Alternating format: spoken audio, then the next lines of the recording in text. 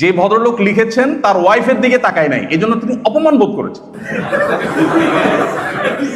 ভদ্র মহিলার কাছে টাকা জমা দিতে গেছে, ক্যাশিয়ার ছিলেন উনি।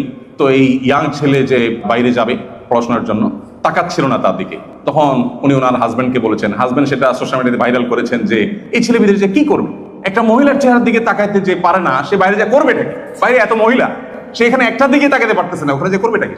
তো এটা নিয়ে সারা দেশ খুব সরগরম, টেনশন হয়ে গেছে। হায় হায়, এই ছেলে তো চোখের ডাক্তার দেখানো উচিত, বেচারা তাকাতে পারতেছে না। আচ্ছা, আমরা কমন সেন্স ব্যবহার করি, কোরআন এবং হাদিস আপাতত থাকুক।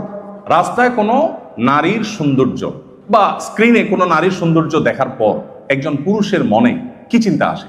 আল্লাহর কি অপরূপ সৃষ্টি, সুবহানাল্লাহ, ফাতাবারাকাল্লাহু আহসানুল খালিকিন, আল্লাহু আকবার। এই চিন্তা আসে?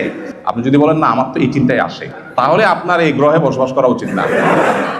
আপনার কবে কবরে চলে যাওয়া উচিত, তার নামে ডাক্তার দেখানো উচিত।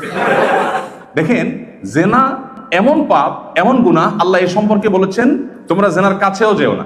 আল্লাহ তো সৃষ্টিকর্তা, তিনি জানেন তার সৃষ্টির দুর্বল জায়গা কোথায়। তিনি জানেন যে জেনার কাছাকাছি গেলে সে ব্যাক করতে পারবে এর সম্ভাবনা খুব কম, রিস্ক এখানে অনেক বেশি, এজন্য কাছেও যেতে নিষেধ করা হয়েছে। এখন আমরা অনেক সময় বলি না আমাদের মন পরিষ্কার, কেন এত পর্দা করতে হয় ভাই?